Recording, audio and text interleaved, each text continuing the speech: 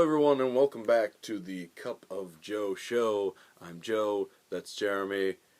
Let's do this. Alright, so we actually didn't see a movie last week because, as we explained, everything that came out was pretty terrible for the most part. Well, actually, we don't know. We just didn't see them. Alright. So, because of that, we have time to talk about the Oscars, the Oscar ceremony, everything about it. Jeremy tuned in for the whole thing. He filled out his Oscar ballot, and he was like, "Yes, I love the Oscars. They're not beneath me in any way." So basically, the big winner of the night ended up being Birdman. Winning Best Picture, winning Best Director. It ended up winning Cinematography, and I think it won Original Screenplay.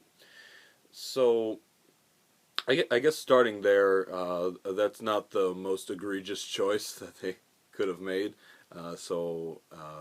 Personally, I'm okay with that. I don't think Birdman should have won Original Screenplay. I think that should have gone to Nightcrawler or I don't know, something else. But I would have chosen Nightcrawler. I think that movie deserved more attention at the Oscars. But I guess in general, I mean, just looking at that cast, looking at everything they did. I mean, it was a beautifully shot film. Everything was great about it, except the plot. So, which is kind of important, but.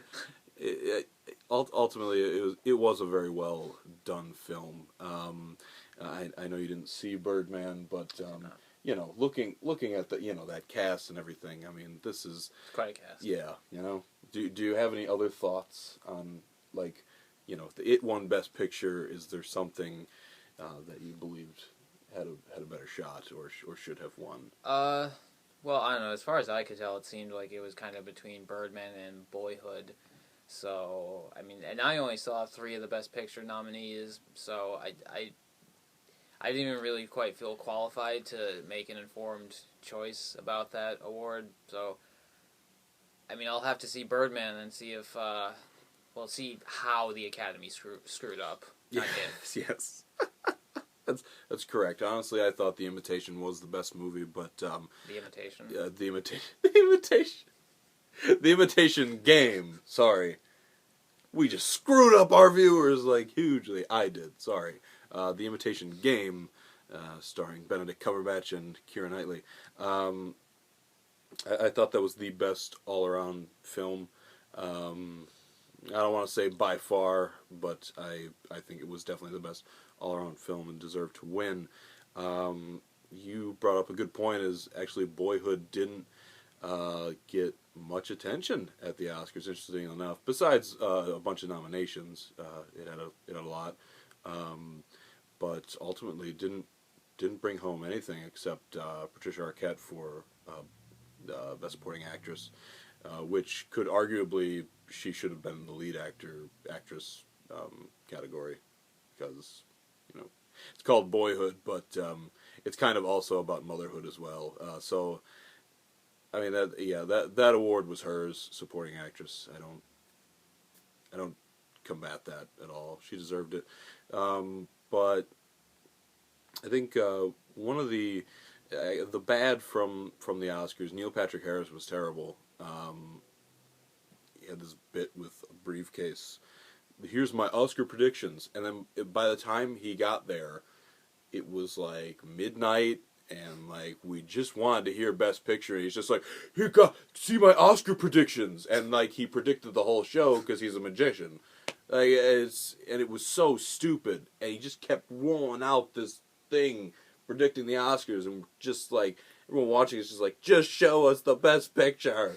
We want to go to sleep. And then there was racist Sean Penn, who said, "Who got this guy's green card?" and then called up Birdman. And they're actually friends, so it was a joke, but it's still racist to say to the millions of people that were watching this show. Anyway, so the bad, Neil Patrick Harris, I mean, the whole show was just kind of flat, except for the musical performances were actually phenomenal. Your girl, Lady Gaga, she killed it. I'll be honest. John Legend and Common came out and sang "Glory," and ultimately, once they sang that, the Oscar voters quickly went, "That one original song, that won, that definitely won." So it was a phenomenal performance, phenomenal song. Um, I think ultimately, I mean, that was really the best part. I mean, the speeches were fantastic too.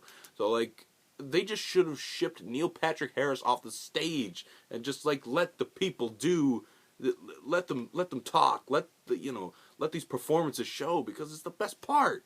Like it was just ridiculous. But ultimately, thank God for those speeches and performances, because it would have been a sleeper, just not good at all. Ultimately, snubs. Big Hero 6 won animated feature, and the Lego Movie deserved that award. It wasn't nominated. And then ultimately, I think How to Train Your Dragon 2 deserved the award after the Lego Movie wasn't in there. So the Academy continues to screw up Best Animated Feature. They screwed up when they picked Brave over Wreck-It Ralph. I'm not going to get into the Frozen year, because I don't want to start this horrible. If I debated the Frozen year, he would choke me out, and it would be the Jeremy show. He would take my website. I would stab him with an icicle. That's correct. You have an icicle? Jesus. Okay. Anyway. I'll just grab one off your road. Yeah, exactly. They're terrifying. So it's still freezing in Pennsylvania. It really Tomorrow is. is March 1st. You would have no idea. Yeah, seriously. But all right. So yeah. Anyway, snubs. They've messed up animated feature. They didn't mess it up your Frozen year. Just kidding. But I just don't think the Academy really gets it. I don't think they understand animated films. They really don't. They're really out of touch. Exact. That's exactly right. That's the exact word to use. I think that I guess to wrap it up as a whole, Birdman winning Best Picture, it's fine. Birdman stealing the night is fine. I'm happy for Whiplash. It took home 3 Oscars. That was kind of I felt like that was kind of the underdog of the night, as Miles Teller was in the film. Anyway, so as a sports fan, I kept rooting for Whiplash. If you were following my Twitter, you would know that I was rooting for Whiplash for every award, even if it deserved it or not. The Oscars it was a stretch where I thought they got a bunch wrong, but I think ultimately it was, it could have been worse. Like, you have to take what you could get with the Oscars. I think my favorite moment was when Graham Moore, when The Imitation Game won best adapted screenplay. Did I say The Imitation Game? I believe so. Okay, yeah. good. First, I didn't think it was going to win that award.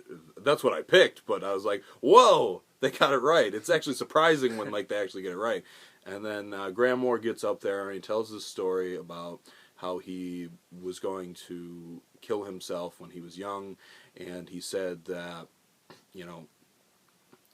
don't be discouraged, don't be afraid to be different, and it's because it's these different people that can do such great things. And that was the message of the movie, and it was so great to see that someone behind this movie had the same passion to put that effort into this movie, and that's why it connected with me so much.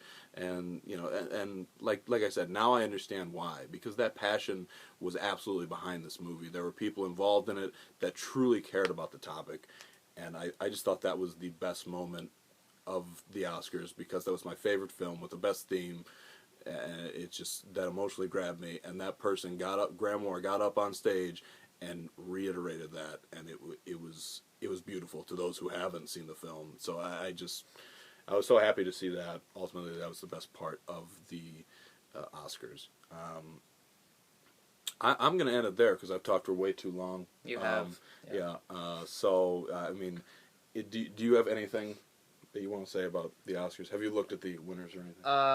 I didn't watch the ceremony at all. I had absolutely no interest. I knew it would be over way too late for me. I mean, even if I didn't have to get up at 5 in the morning, I'm just not staying up that late to sit through that ceremony. I did watch Lady Gaga's performance, and she was fantastic. The woman can sing. She really has a beautiful voice. But that said, yeah, I looked at the results in the paper the next morning, and I mean, you've pretty much hit everything on the head. Interstellar should have won for best score. Oh, yeah. Yeah, we would just pick Hans Zimmer every year for everything he does. So I also would have been fine with The Imitation Game winning for that. Alexandre Desplat. Oh yeah, that was my backup pick. Who interestingly scored one or two of the Twilight movies. And they were good scores, but you just don't really notice it when the dialogue is so bad. Yes. And everything, but yeah. And Carter Burwell scored the other ones. So in general, the Twilight movies had some really good scores. I just want to throw that out there. And that first soundtrack is really good. It really is. Oh. Okay, all right. I think we've talked enough about Twilight. All right, let me get into the box office here. We're running out of time. I'm sorry, you just brought up one thing, and that guy Desplat. It was funny. They announced his name, but you didn't know which movie it was for because he also scored the Grand Budapest Hotel. And I was just like, and then the Grand Budapest Hotel, and I was like, no, wrong movie. And that was it. But go on again. I've talked too long. Okay, well, last weekend kind of sucked. It was, after President's Weekend, so everything came down quite a bit, and the openers were terrible. So normally I only cover the top 5, but I just want to touch on Hot Tub Time Machine, and that opened in 7th with a shade under 6 million. And that's just absolutely atrocious. That's less than half of the first one, which wasn't even good in the first place. So there's just nothing good to say about it. It's just a disaster. So, all right, into the top 5. Fifth was The Duff, and that opened to 10.8 million, with a budget of 8.5 million. And considering who has even heard of this movie, I'm impressed by that. It's more than I thought. It might make 30 million in total and turn a decent profit. Who would have guessed? Anyway, 4th place was McFarland's USA, and that opened to 11 million. A little bit more than The Duff, which, thank you, people. It seems like McFarland has, gotten pretty decent reviews. Audience reception is decent, so hopefully it could have some good legs, maybe get its way up to 40 million or so. Box Office Mojo doesn't have anything on the budget, but I can't imagine it being that much. So, I'd still like to see this movie. Hopefully I'll get around to it at some point. Number 3 was the SpongeBob movie Sponge Out of Water. That fell 47% to 126.3 million. Now this is really just way, way ahead of the first SpongeBob movie. It's not even close. And it's continuing to kind of drop, faster than I might have expected, but it's already made a ton of money, so I mean there's really no reason to complain. Number 2 was Kingsman: The Secret Service, and that fell 49% to 18.4 million, giving it a total of just under 68 million. I was kind of hoping Kingsman might have a little bit better of a hold. I know last weekend was inflated because of the holiday and everything, but that's still not, that's not bad, all things considered, and it's a lot better than 50 Shades of Grey. So, looking at, where Kingsman is and, comparing it to some other movies that debuted on President's Weekend, like Daredevil, for instance, because those two openings were kind of similar. Daredevil opened to a little bit more and, managed to get over 100 million. I think Kingsman will have slightly better legs, so Kingsman really should get over 100, probably finish with, 110 or something, and do well overseas, and we'll get a sequel. Number 1, 50 Shades of Grey, and that collapsed 74% to 22.3 million. That gives it a total of 129.2. That's right about in line with expectations. I figured it would probably drop over 70%. Most of the Twilight movies dropped around, 70, 69, 71%, somewhere around there.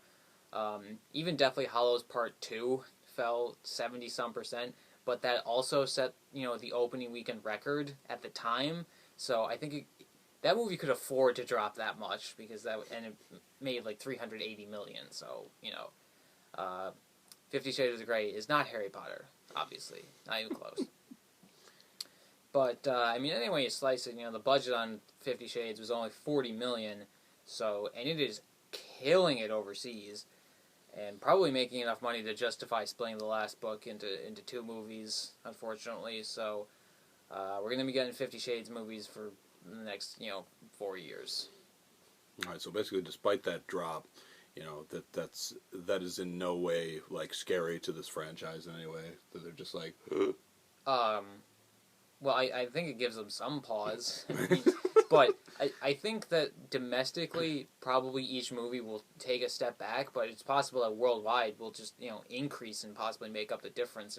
And, worst case scenario, worldwide is, even if they keep going down, the fourth movie would still make, like, 300 million. So as long as they keep the budget under control, they're going to be turning in good profits. Foreign audiences, you have to stop going to see bad movies because you're the reason we can't have good things. That's all. All right.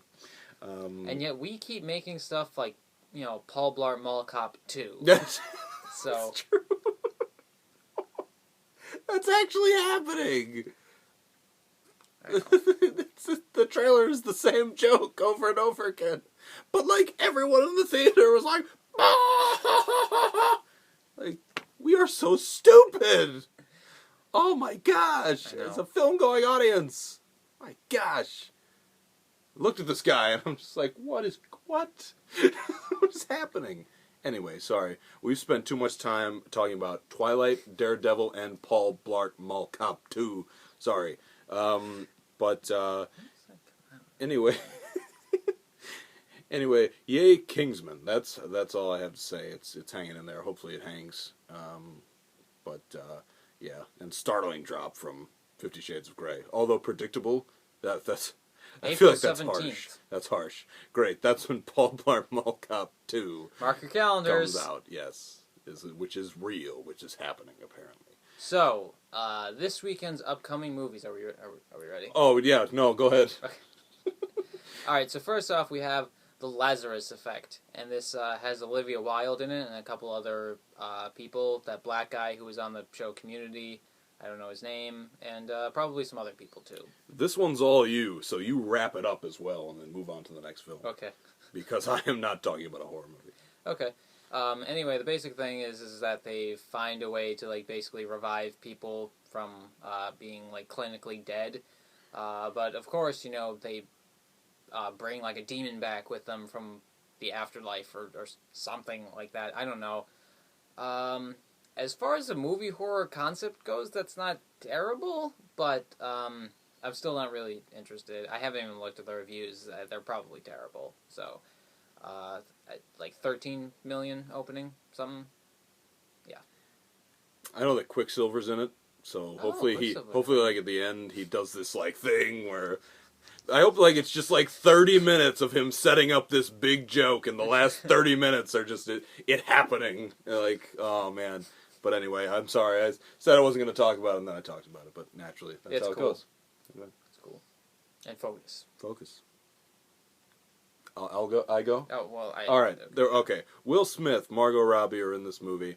Ultimately, I've lost faith in Will Smith, and I'm sorry, Big Willie. I haven't lost faith in Margot Robbie because she's on the up. Will Smith is kind of, I feel like he's on the down. But maybe this is maybe this is them getting back into it. Maybe this is, a quick look into Suicide Squad. We'll see how this does. And then maybe these two could carry Suicide Squad as well. I don't know. Ultimately, I think that it looks interesting, but it's going to end up falling flat. Yeah, I pretty much agree. Projections seem to be pointing toward about 22-ish million weekend, which is solid, but, not spectacular. All right, well, that's going to do it for this week's episode of the Cup of Joe show. we'll see you next week.